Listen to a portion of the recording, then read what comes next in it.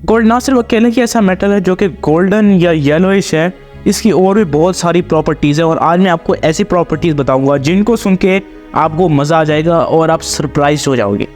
सबसे पहला क्वेश्चन हमारे दिमाग में ये आता है कि आखिरकार ये सारा गोल्ड अर्थ पे आया कैसे।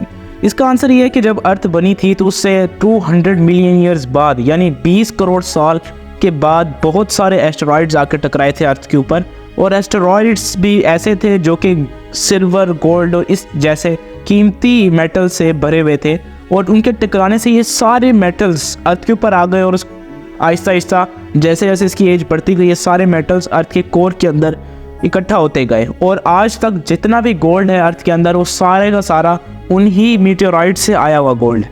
अब गोल्ड ना सिर्फ ये सारी प्रॉपर्टीज रखता है, ये एक इम्पॉर्टेंट मेटल है जिसको एंशिएंट टाइम से भी पहचाना जा चुका है।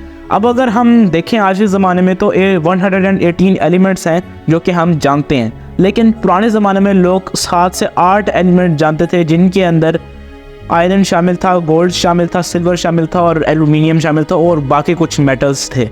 यानी गोल्ड जो है जितनी पुराने से पुरानी हमें एविडेंस मिली है, गोल्ड हमेशा से जाना जाता है, और इसका नाम जो लेटिन नेम है ऑरम, वहीं से इसका सिंबल एयू निकाला गया। लेकिन ऑरम का मतलब क्या है? इसका मतलब है शाइनिंग डॉन, यानी चमकती हुई जो दोपहर होती है, वहाँ से इसका वर्ड निकाला गया है, वहाँ से इंस्पिरेशन ली गई है। और इसका एक और मतलब होता है ग्लो या फिर सनराइज, यानी कि सारी जितनी भी एग्जाम्पल हैं सब में येलोइश कलर ज़रूर आता है और वहीं से इसको नाम दिया गया है। अब गोल्ड की जितनी भी प्रॉपर्टीज़ हैं उनमें से एक सबसे इम्पॉर्टेंट प्रॉपर्टी है इसकी डक्टिलिटी, यानी कि ये इंतहाई एक्सट्रीमली डक्टाइल है। इसको आप कहीं भी कैसे भी मोड़ सकते हैं। अगर मैं आपको एग्जांपल दूं, अगर आपके पास 28 ग्राम्स गोल्ड हो तो आप उससे इतनी बड़ी वायर खींच सकते हैं जितनी कि एक शहर से दूसरे शहर तक, मतलब एक इलेक्ट्रिक पोल्स और वायर्स का फासला होता है उतना, सिर्फ 28 ग्राम्स ऑफ गोल्ड से।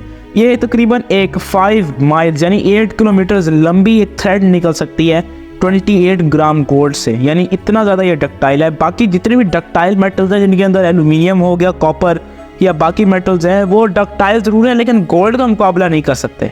अब डक्टिलिटी की बात हो रही है तो मेलेबिलिटी की भी बात कर लेते हैं। मेलेबिलिटी ऐसी प्रॉपर्टी का नाम है जिसका मतलब है कि एक ख़ास मेटल की कितनी ज़्यादा मतलब है कि एडजस्टमेंट है कि वो किसी भी शीट्स के अंदर हैमर किया जा सके, यानी कितनी अपोजिशन हमें फेस करनी पड़ती है। इन तमाम एलिमेंट्स में जो कि हम जानते हैं गोल्ड सबसे ज़्यादा मेलेबल एलिमेंट है, यानी आप इसको बहुत ही आराम से शीट्स में हैमर कर सकते हैं।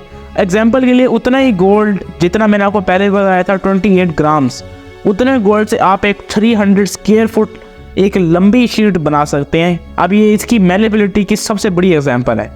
अब गोल्ड एक हैवी और डेंस मेटल ज़रूर है लेकिन ये बिल्कुल भी टॉक्सिक नहीं है।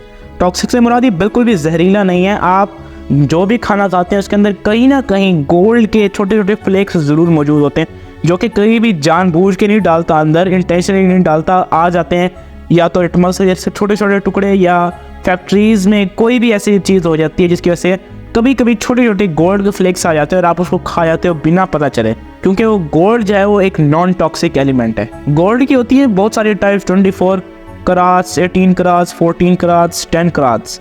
जो सबसे प्योर होता है वो होता है 24 कराट्स, जो कि तकरीबन 99.9% जो है प्योर गोल्ड होता है। लेकिन अगर हम पीछे चले जाएं 18 कराट्स गोल्ड पे तो वो होता है 75% प्योर गोल्ड। बाकी जो बचते हैं परसेंटेज वो भी बताऊंगा कि उसके अंदर क्या डाला जाता है।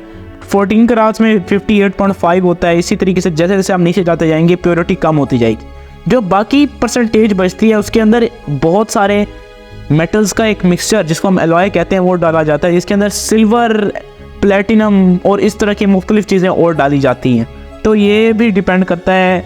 वैसे तो gold actually non magnetic substance है, लेकिन अगर एक एलॉयड गोल्ड हो जिसके अंदर बाकी एलॉयज भी मिले हुए हों तो वो मैग्नेटिक प्रॉपर्टी ज़रूर शो करता है। तो दोस्तों आज हम अपनी वीडियो को यहीं ख़त्म करते हैं, अगली वीडियो में मिलेंगे, तब तक के लिए बाय।